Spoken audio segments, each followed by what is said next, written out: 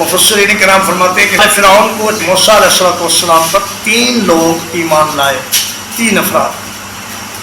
ایک تو وہ شخص کہ جب موسیٰ علیہ السلام کے ہاتھ سے ایک قبطی قتل ہو گیا تو ایک آدمی شہر کے آخری کنارے سے دوڑتا ہوا آیا، وجاء رجل من اقصى المدینۃ یسعی قال یا موسیٰ ان الملأ یأتمرون بک لیقتلوک فاخرج انی لک من الناصحین۔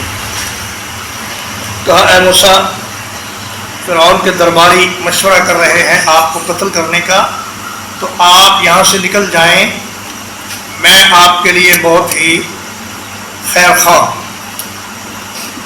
چنانچہ موسیٰ علیہ السلام وہاں سے ہجرت کر کے مدین چلے گئے۔ اور دوسری آسیہ زوجۃ فرعون، جس کو اللہ نے دنیا میں ہی جنت کی خوشخبری دے دی۔ اور تیسرا یہ آدمی جو فرعون کے درباریوں میں تھا اور فرعون کے خاندان سے تھا،